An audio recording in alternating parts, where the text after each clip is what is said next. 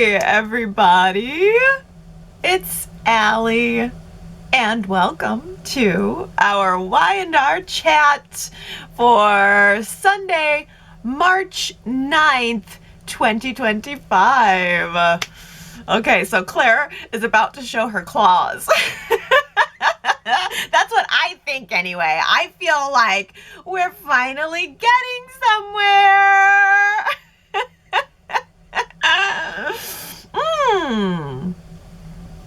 Insecurity is a funny thing.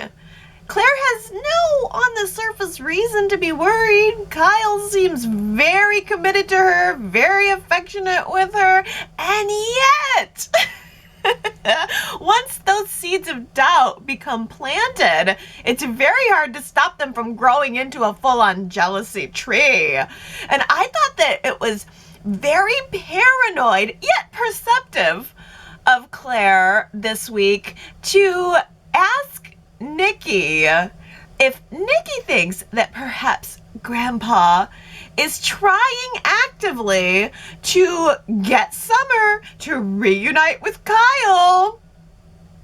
That's a great guess, honestly. Victor has said he doesn't want Claire and Kyle together. An easy thing to do would just be to nudge Summer over in that direction. Paranoid. A little paranoid, but a very good guess.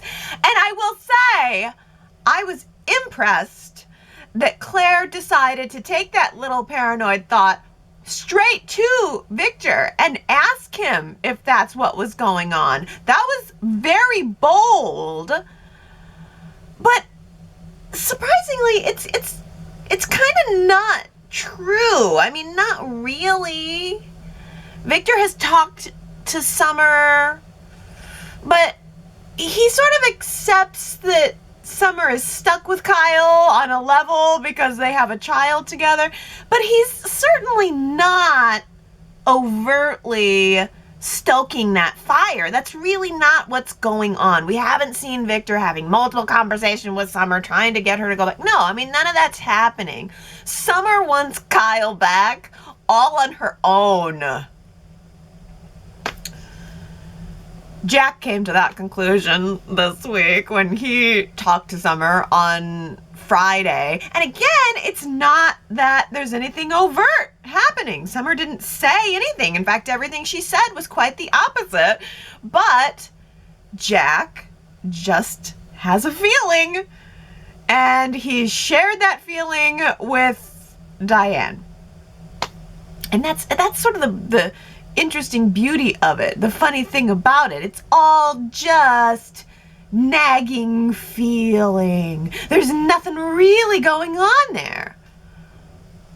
In fact, this week, Claire told Nikki that she feels that Summer is using her position as Kyle's ex-wife, as Harrison's mother, to try and come between them, to try to cause problems in their relationship. But I don't really feel that's true. Maybe you disagree, maybe you're reading it differently, but I don't think that Summer's done anything. And certainly not on the grand scale of soap opera schemery. I feel like Summer's allowed to do a school project with Harrison and Kyle. She's allowed to have dinner and fun with her family. She's allowed to receive a support hug from someone who she trusts and has a history with. But Claire walked in on that hug. She walked right in on it. And boy, I think it made her jealous, and I think it made her paranoid. And it was really nothing. It was really nothing. I mean, Summer's mother is missing. I think it's to be expected that Kyle would, comfort her. I mean, I wouldn't like it either if I was standing in Claire's shoes, but I don't think it was that big of a deal. And Claire did admit to Nikki that perhaps it is just her insecurity talking. I liked that she had the self-awareness to come up with that.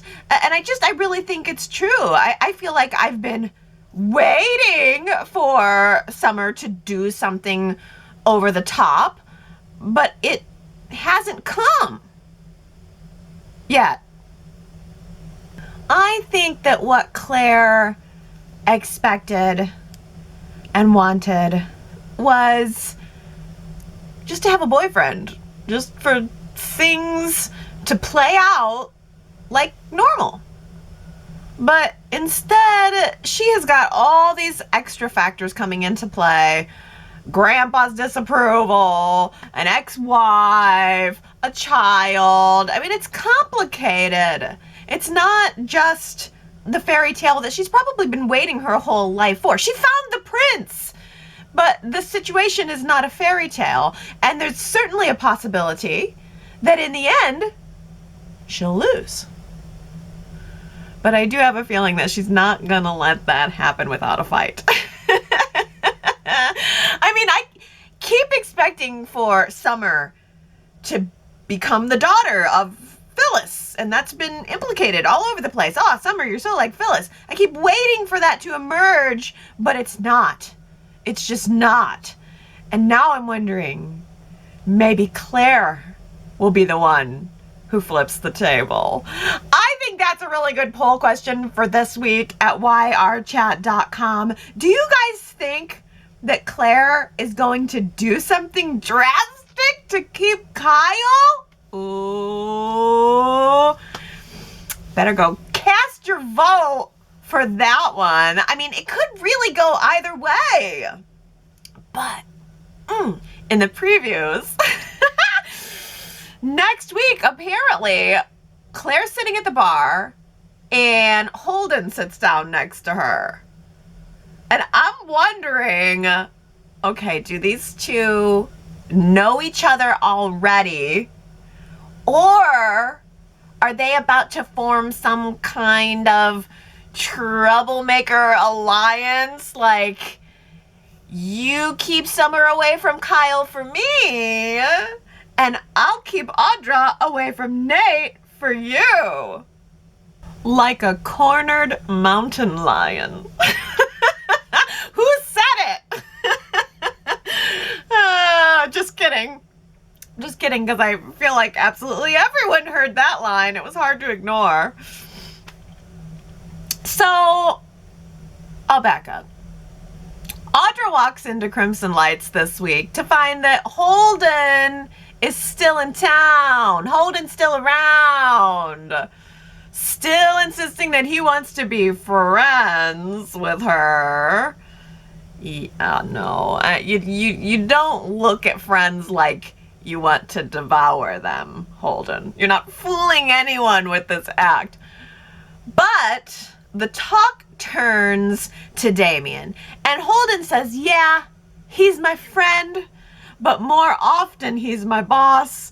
And when things don't go his way, he's like a cornered mountain lion. That is so weird. That's such a weird thing to say. I have not encountered very many cornered mountain lions in my life, but it does sound intense, and that tells me something about Damian, and I'm able to see little glimpses of that from Damian, because Damian was certainly not happy that Holden has decided to stick around Genoa City. In fact, he scolded him, stood there in the athletic club entryway with his arms crossed, scolding Holden, saying, basically, what are you still doing here chasing Audra when you should be back in LA doing that thing that I told you to do? You know, that mystery business that I'm not going to say out loud. And Holden did dare push back a little bit. He said, well, you're doing the same thing with Lily. And Damian was not having it, even though it was completely true. Well, I have to say, I'm completely intrigued. I mean, they both seemed sort of jealous. And I don't know, I'm just still lightly wondering if there's more to Damian and Holden's relationship. More than friendship and boss. Like maybe there was something else going on between them. And now that's on the kaputs and there's still a little jealousy there. I don't know. I think we need to get Victor's PI to investigate that. Can we get Victor on that task?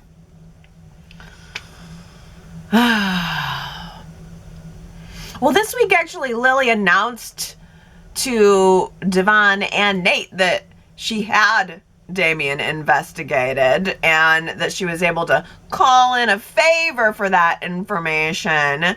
And Nate was so not happy about it. He really sliced Lily to shreds. I mean, did you see her face afterwards? She really looked like she felt so sorry and so bad. Like he read her the riot act, and I think it landed real hard with her. She felt bad about it.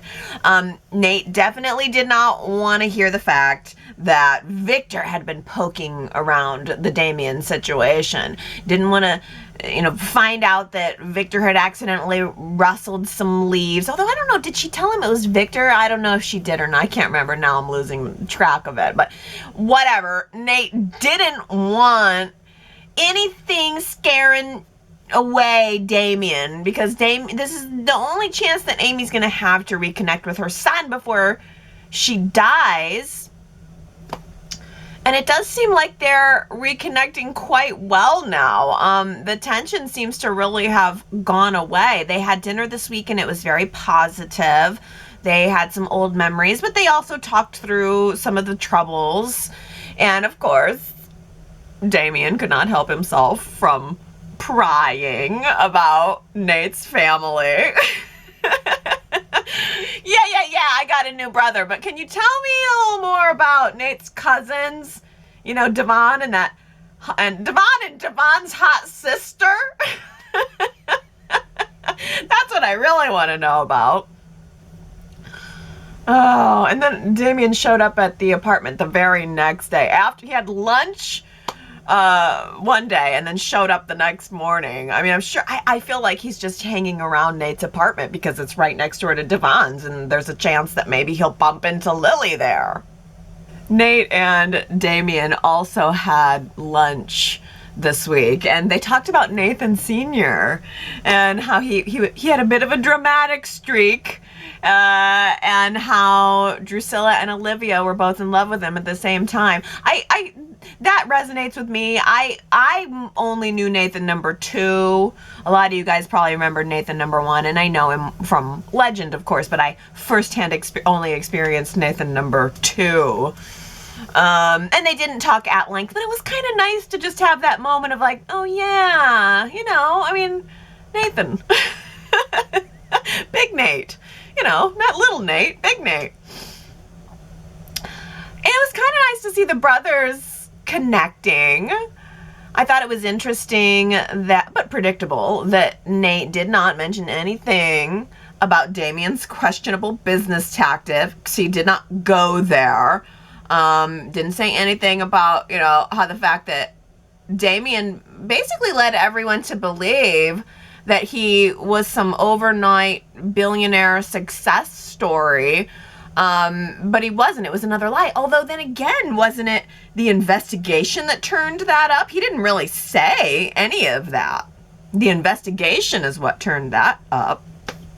So it's kind of a lie that he let happen as opposed to an active lie that he was putting out there. But yeah, Nate told Amy about that, and they both kind of scratched their heads. But at this stage, the goal is completely about reconnecting Damian and Amy before she dies. Nothing else matters. Nate's just going to go ahead and leave the Inquisition to Lily and Devon, which I enjoyed quite a bit. I was happy to see Devon and Damian come face to face this week. It feels, I guess the thing is, it feels fresh to me. It's a fresh face, a fresh story, a fresh challenge for the Winters family, especially when a lot of the other stories are kind of regurgitations. I mean, Sharon and Phyllis, that's all playing on old history. Adam and Chelsea getting them back together, that's all old history, but this is new. And I kind of missed Devon. I know I'm alone in that, but I sort of missed how totally direct and blunt and indignant and entitled Devon is. I haven't seen it in a while, and I was like, oh yeah, Devon's kind of that way, and it's in his own way, his own unique way, and I sort of enjoyed it. You know, I liked that it was Devon that confronted Damian about not being a billionaire. Like, you know, Devon is a billionaire, and Damian is not, and to be called out about not being a billionaire in front of by another billionaire, I mean, that had to be kind of humiliating. And the whole thing happened in front of Lily, no less. Man, the Damian and Lily thing is happening fast. Devon picked up on it right away. I mean, shoot. They were both real happy to slap Damian on the wrist for his lies, but then in the end, Lily and he were practically planning a date. I mean, right in front of Devon too. He's like, we should hook up sometime, and she's like, fine, when? You know, I mean, it was very mutual, and I loved the way Damian said, well, call me. I'm sure I'm in your Rolodex. Your Rolodex. That is hilarious. I mean, Rolodex. Great line. Great line. And Lily is the queen of playing hard to get. That's all she was really doing. Like, yeah, I definitely want you, but I'm going to make you squirm. He's already got her. I mean, I'm sure that once Amy has her miracle cure, it'll all just continue on into romance. Oh, Amy actually agreed to meet with Nate's oncologist friend this week. An oncologist who makes house calls. How nice, how bougie. I mean, she's really leveled up the treatments here. And I can't help but think that that doctor was really just like doing a favor for a hot guy. I feel like Nate called, she saw his number come up on her phone, and she was like, ooh, yes. Do I want to go over to the hot guy's house? Sure, I'll do anything to get into there. That's it. It's official. Something bad has happened to Sharon, because Sharon would never leave Esther in the lurch, knowing that she had an appointment to get her coffee grounds read. Sharon knew how hard it was for Esther to get that appointment. She would have wanted Esther to have it.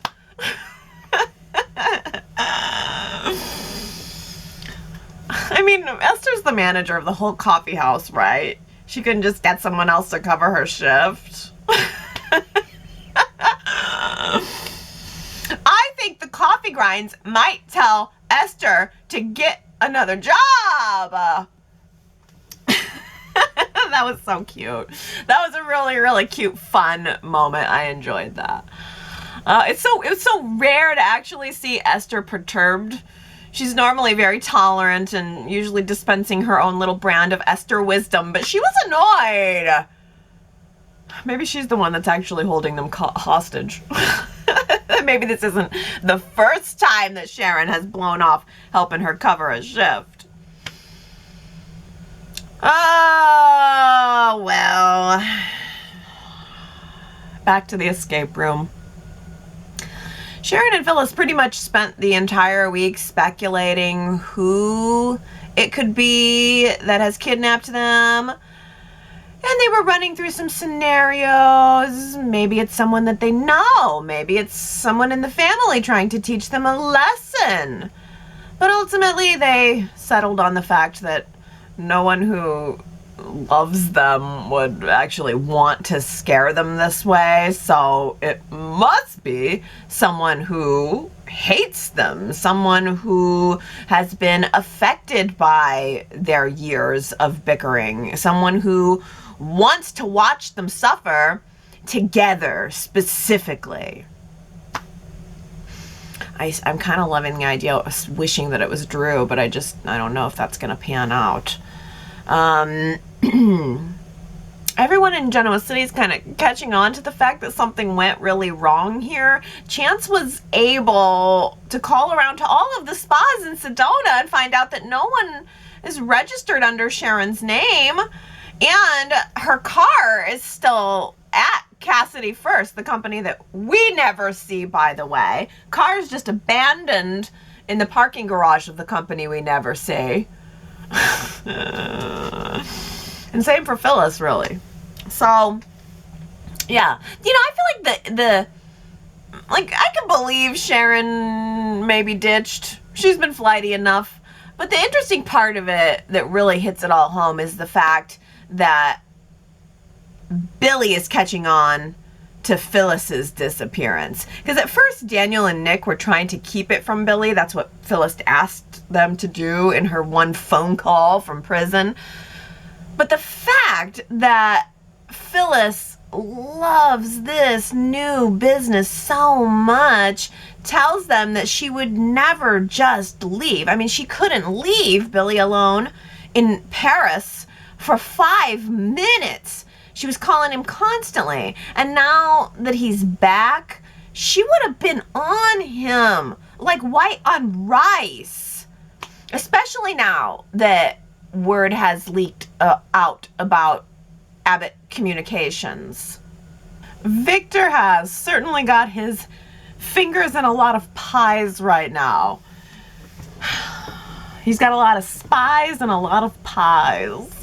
I'm guessing that it must have somehow been the Glissade employees that Victor has planted on the inside who somehow found out about Abbott Communications and then reported it back to Victor.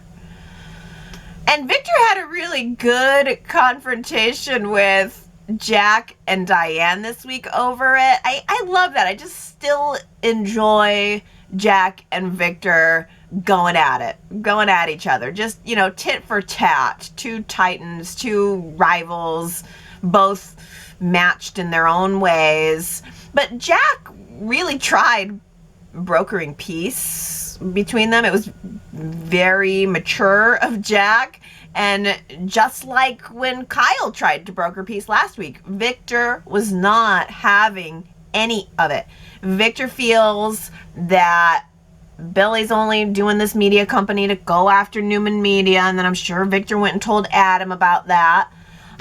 Victor feels that Billy is just bound to fail. And of course, the biggest thing in our minds, I think, is, you know, Victor doesn't want Claire giving even a small little piece of her heart to Jack Abbott's no good son. Oh, that's the ultimate betrayal.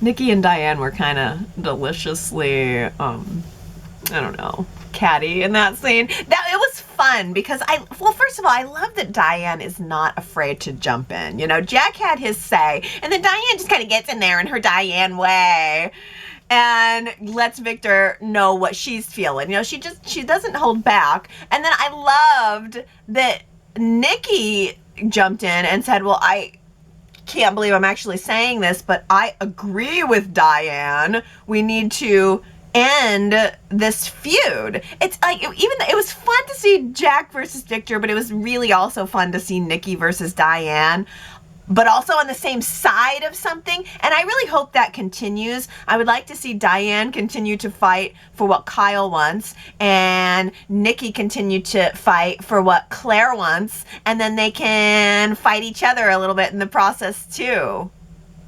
Ooh, how fun that we got to have a dinner party this week. Billy and Sally had Diane and Jack over for dinner at Billy's new place. And of course, the topic of conversation had to be steered into the Abbott Mansion remodel.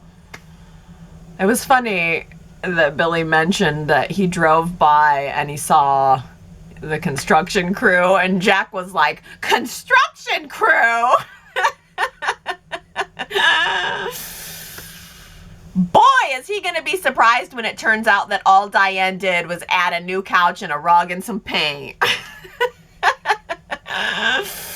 But it was a perfect tie-in. Billy's new home, Jack and Diane soon to be getting a new home. And I don't know, maybe these two couples can have another double dinner date at the Abbott house once it's done. By the way, do you remember when Jack was dating Sally? Pretty sure that Jack was the one who dated Sally, like was the first person that Sally dated in town. Oh well, let's not think about that too much. And it's not the first time that Billy and Jack have shared the same woman. Probably won't be the last, because I can't help thinking that Diane and Billy would have some interesting chemistry.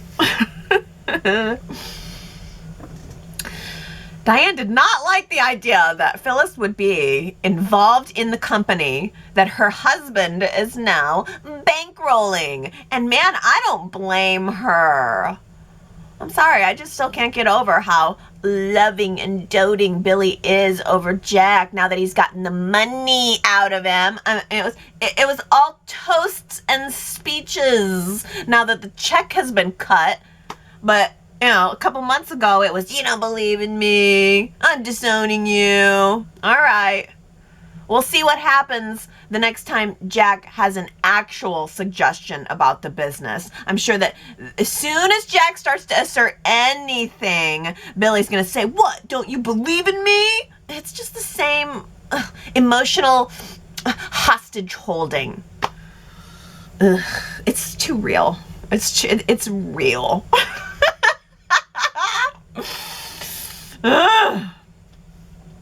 I mean, I guess to be fair, though, Jack did suggest that, maybe don't put Phyllis's name on any of the press release materials, considering she's missing.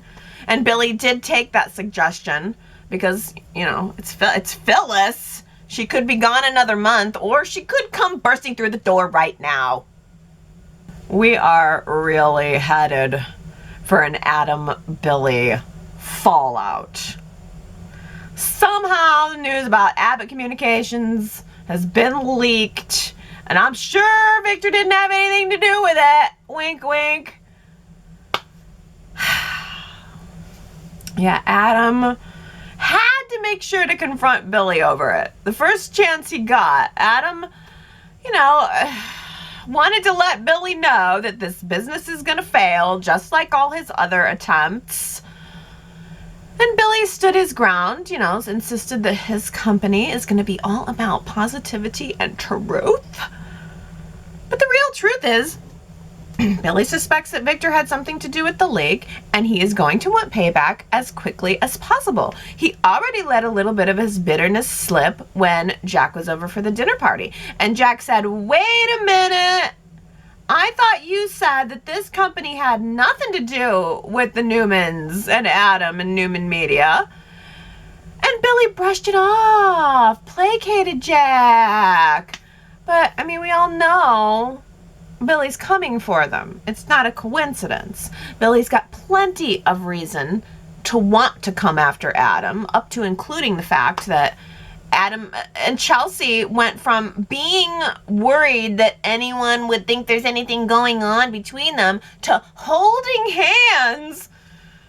Perfectly timed for Billy to walk into the coffee house and see right out in public. But, maybe they can all three show up to Connor's baseball game. Maybe they can get past it and all just go up to a baseball game. Maybe they can all go to a baseball game and Adam and Billy can get into a fight on the sidelines. That would be fun. Oh. Hey, good for Connor. Way to go trying out for the baseball team. Even though you know how ritualistic baseball players can be. Yeah, because that was my first thought. Oh, baseball, rife with OCD triggers. Oh. Maybe Connor should try something instead, like bingo. No, wait, no, that can't be it. Bingo players are notoriously superstitious. What about something low-key like knitting? That might play into his OCD in a positive way. Isn't it great, though, how Connor anticipated all of Adam and Chelsea's concerns via text message? I thought that was impressive. He was able to perfectly address exactly how he will be using his new coping skills to play ball. And also to Mac on that hot girl on the team. Now there's the future soap opera stud we've been waiting for. Oh, well, haters gonna hate. Haters gonna hate. Who said it? If you want to know, you should go to yrchat.com and find out. But, oh, I have to start out comments this week by saying a belated birthday, happy birthday greeting to Aaron. Aaron! Last week, your birthday didn't pop up onto my calendar until Sunday. And I was like, oh crap, I didn't see that on there. I have to wish Aaron a happy birthday. Aaron's like an OG Y&R chatter, and I love you, and I hope everything's going good for you this year, Aaron. Oh, sorry for the belatedness. All right, well, let's get to some comments, starting with Brent, who says, while I am usually all for the characters on Y&R, especially Adam, being more forthright and honest, why did Adam have to confess his feelings and his Valentine's dream with Chelsea? Why couldn't he just chill out and enjoy that everything was moving in the right direction with Chelsea? Yeah, and Victoria says, the bliss from the pasta dinner for Adam and Chelsea has sizzled away. Adam can't put a lid on it. What's sad is he can't see how his arguing with Billy is so unattractive. Billy can be annoying, but Adam wouldn't let it go. Chelsea's points to Adam were dead on, and I'm all for an Adam and Chelsea reunion, but the writers need to give us a more mature Adam. Oh man, yeah, I mean, I think that could be said for the past couple of years, a more mature Adam. T. Nicole says, I was not originally rooting for a Chelsea and Adam reunion, but now I am on board and can feel a Chelsea-Adam romance way more than Sally and Billy. I need Sally and Billy to be done ASAP. There is nothing there for me between them. Totes agree. I mean, Sally and Billy feel very similar to Sally and Nick.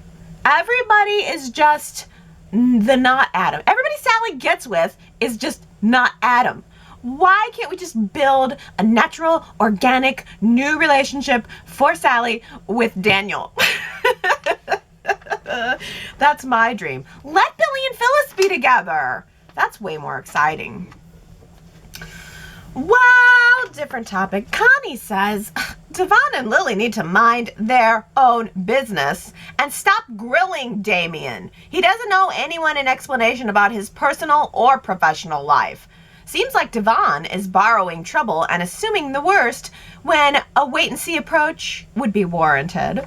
Yeah, and again, Damian wasn't telling everyone he was this billionaire. That was what Nate's research came up with. So, I mean, he wasn't entirely honest, but he wasn't blatantly creating some lie in their faces either. So it is interesting.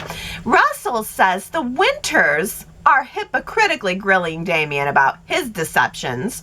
Damian isn't asking them for anything. They came to him, except maybe another date with cousin Lily, albeit by marriage. While some of his deceptions are curious, it might not be any of the Winters' business or concern. Nate started this whole thing with big lies. Dang! You know what? That is freaking right. Nate's the one that started it with lies. Good observation, Russell. And let's see, Steven says, as Damian reacts to Devon's disclosure of an early, incomplete grasp of paternity, his expression is worth just 5 words. Tucker is also my dad! Devon's demeanor manifests shared cognition. Ooh, dang, Steven, I was thinking that too. When the words Tucker came between Devon and Damian, I was thinking, Devon and Damian, I was thinking that too. Tucker, it almost feels like Tucker's involved in this somehow, that Tucker is Aristotle Dumas. That's my hope anyway. Oh, Sharon W. says the previews next week give us some renewed hope for Tracy and Alan. What exactly is his hesitation? Go for it, Alan. Life is short. You both deserve happiness. And with Billy having more stories with Jack and the rest of the Abbott family, it would be welcome to see Tracy and Alan storylines to be woven into the Abbott family storylines in a big way. Then let's bring back Ashley. These are all great possibilities, of course, not leaving out Claire and Kyle. Yes, I love my Abbotts. I'm loving the Abbotts. And Alan had some new hair, I think, in that preview. That was very enticing to me. I said, ooh, new hair. Okay, looking forward to this. And you're right. Why was he saying, well, if I thought she'd say yes? Obviously, she would say yes. He was just testing the waters. He didn't want a full-on like rejection. He was afraid of rejection, so he was just tossing it out there in front of other people so that it could be taken as a ha ha ha, so that he could kind of save that little bit of himself, his pride. But I mean, the look on Tracy's face was like, why would you say this in front of my brother? Just give me the ring. That's what I'm hoping for. Just give her the ring. But is that story heating up because there could be a flippity flop on Alan and Martin's identity? Calmness says, okay, so I've got two theories on who's behind the Sharon and Phyllis kidnapping game. Number one, Lucy. She's completely lost it and somehow connects the feud between Sharon and Phyllis to Heather's death and now wants them to reconcile. She is Sheila's granddaughter, after all. Or number two, Martin/Alan. Maybe he's fascinated by the feud and wants to watch them work it out from a psychological standpoint. Kamna, I think it's possible. I think it's possible. Alan could be Martin. Or Alan could be Alan, and this is all part of his whole thing. I mean, they are in an abandoned mental health facility. That's kind of a clue. I think you're right. But Robin says maybe Sheila is the one holding Phyllis and Sharon. She's a nurse. She would know her way around a mental hospital. But I do like the Alan theory. It's a psychological study. Could be. If it was Sheila, that would be... If Y&R was getting Sheila, that'd be fun. But, I mean, a lot of people are still predicting Ian Ward. Sherrod says, I truly don't think Ian Ward would bother this much. And if Y&R is not going to be brave enough to bring back Drew, then my next choice would be Michael Baldwin, because he's friends with them both and wants the fighting to stop. But as I write this post, I realize it would be cool if Faith and Lucy were working together to get their mother and grandmother to grow up. Ooh. So is it officially not Drew, Sherrod? Is there, you usually know the behind the scenes stuff, so it's not Drew? Yeah, I mean, I know that was a long shot, but thinking about the fact that it was Sharon and Phyllis's bickering that caused her to fall off the cliff, I mean, that's a good guess. It would be a good guess. Well, Steven says, what costs nothing but is worth everything, weighs nothing but lasts a lifetime, that one can't own but two can share. Ready for the answer? Friendship! Explore empathy. Start with the striking commonalities. Who jettisons the dead into a river? Discover eerily similar hairstyles and footwear. Same stylist or identical fashion sense. Gaze into each other's eyes. Shed tears and embrace. Yeah, really. I mean, at the end of the day, Steven, wouldn't they maybe just be better friends? But you know, maybe that's the thing. They're so similar. I don't know. Are they similar? I don't know. Do we want to see Phyllis and Sharon be friends at the end of this? That's a good question. Tony says, I agree the escape room setup is designed to get Phyllis and Sharon to grow up rather than to frighten them. So it must be a nice guy. Yes, a guy If it segues into next week, a poll question might be, who do you think it is? Candidates include Michael, Nick, a Mariah Daniel team, or question mark? Yeah, I think that's the reason why it can't be a poll question, because there's an infinite amount of options. Yeah, I have no idea. I mean, it could be somebody who's on the cast right now. It could be somebody who they're bringing back. I mean, there's just too many possibilities, really, and not enough clues. Sharon W. says, do the previews make it look like Phyllis may have appendicitis? Or is this just another one of her masterful performances? Yeah, that was my thought too when I saw the preview, that maybe she's just faking it. I mean, that would be a good way to get the attention of this mystery voice who just seems to come and go. You know, it's like it's not constant. It's just enough. Once a week chiming in. Yeah, this would be a way to force that hand.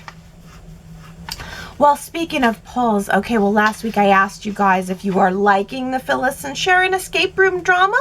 68% of you say, yay, yes, I do. 32% of you voting no against it. Marianne V voted yes for the escape room, although I think it was too close to Sharon's last kidnapping. There was an article I read that thinks Michael's doing this to them. He was around in the past and maybe tired that they're always at each other. And so far there's nothing going on that really hurts them. They're doing a great job with the scenes of trying to help each other while hating each other.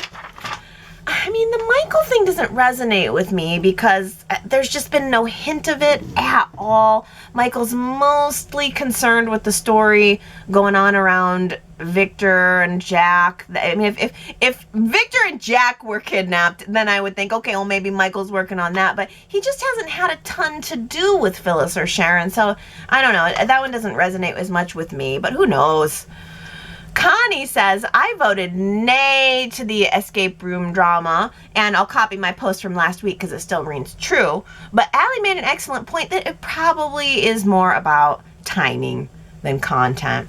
So last week, Connie said, okay, I'll be the first to say it. I don't like this torture, kidnapping, escape room situation. I get that it's meant to repair Sharon and Phyllis, and I'm just as curious about the mystery voice as everyone else. Well, Stephen voted yay. While I too am tired of an endless sequence of characters having to escape from certain doom, I am equally wary of the Phyllis versus Sharon narrative. Heather died more than 6 months ago. Get over it! The past is in the past. Yeah. She died 6 months ago, everybody. Get over it. I love it. I mean, in soap opera terms, you're right. It's an eternity. Right on, Stephen. Way to lay it down. Victoria says, I voted nay. I have kidnapping fatigue. I am also incensed that Sharon and Phyllis were not given their own seasonal colored velour tracksuits. Thus, comfy in the day to solve puzzles and cozy at night for cuddling. Yes, spring-inspired matching velour jumpsuits. Sharon's has a big S on the front. Phyllis's has a big P. That's how it should be. Oh, wow. Okay. Summer versus Kyle. Or sorry, Summer versus Claire. Diana says, I feel like Claire is going to make a move on Summer in a vengeful way as we see Summer become more increasingly jealous of Claire and Kyle's relationship. I'm still hoping that it'll have something to do with Summer's peanut allergy. It won't actually kill Summer, but will make her suffer a little after her nose and face swell up. You know, a fun rivalry would be fun as opposed to something deep and dark out of Claire, something on the peanut. I mean, you know, not that that's fun, but just where the consequences are minor might kind of be a little bit more fun to watch. But I think you're right, Diana. I think we're going to see Claire make a move on Summer. And don't forget, that's our poll question for this week. You should go and vote and tell me if you think that's where this is headed or if it's just a red herring.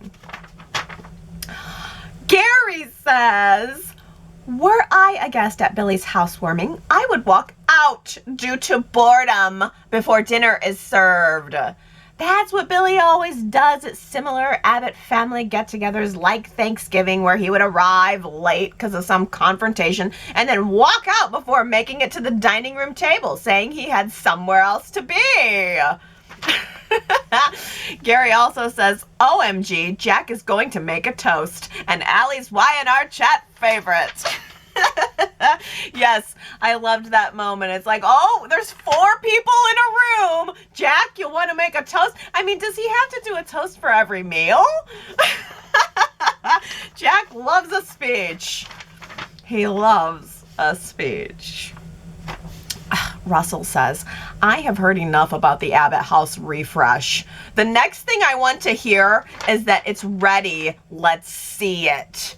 You know, I agree, Russell. It's been 2 or 3 weeks of this Jack resisting and Diane teasing, and it's all very well and good, but I'm ready to see it too. I hope next week is the big reveal. Connie says, my fashionista eye was afraid while Phyllis and Sharon were locked away, but I was pleasantly surprised about the hits this week. Damian is the clear-cut winner with a 3 out of 3 success. He pulled off the burgundy velvet jacket, then a two-tone with a print lapel, and knocked it out of the park with that outstanding brocade jacket. Or is it brocade? Connie, dang, thank you for mentioning that brocade jacket he had on Friday with a turtleneck under it. It was very leafy, very viney. It was so like, wow. I mean, it was very fall. So maybe I feel like Y&R is maybe getting some leftover fall stuff right now because there's been some weird prints. The guys are dressing a little different. I feel like the men are stepping up their fashion game. Billy had on that weird retro print. I mean, like out of the 60s. Late 60s print right before the dinner party. Nick had on kind of a retro print. And then Damian's just got like this great, unique, interesting style. We had the fuzzy sweaters last week. Like the guys are really, really stepping it up. And that jacket. Ugh, that jacket. Russell says, I really liked Nate's dark purple shirt, but I didn't care for Damian's jacket. Good to see them bonding though. Okay, I mean, it's a choice. I could see where it would be off-putting.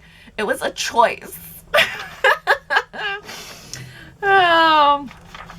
Sharon W. says, Allie, I can't take it any longer. My OCD is screaming out at both Phyllis and Sharon to just straighten the lampshade and the abstract picture on the wall in every scene. While they're stuck in there, they could try, in small part, to make their room more homey. And Naomi says, yes, take a break from standing there staring at the speaker on the wall and straighten the place up a little. It would be comical if they made a little face on the speaker. They could even use some of their hair extensions so that the speaker has a hairdo, kind of like Tom Hanks, the Tom Hanks movie featuring Wilson. Oh my gosh, you guys are hilarious. Why didn't I think of that? I mean, yeah. Sharon and Phyllis have nothing better to do in there. Why not do a little tidying up, a little zazzing up? I mean, is it too much to ask for them to give that room a makeover while they wait? Okay, everybody. That's a wrap. That was a fun one. I hope you had fun, and I hope you go to yrchat.com to leave some comments for the week, vote in the poll, see all the photos, go to genoacitysoap.com to pick up a bonus pod, and come back next Sunday and we'll chat about it all again. I love you guys, and I hope you have a really good week. I love you. Bye.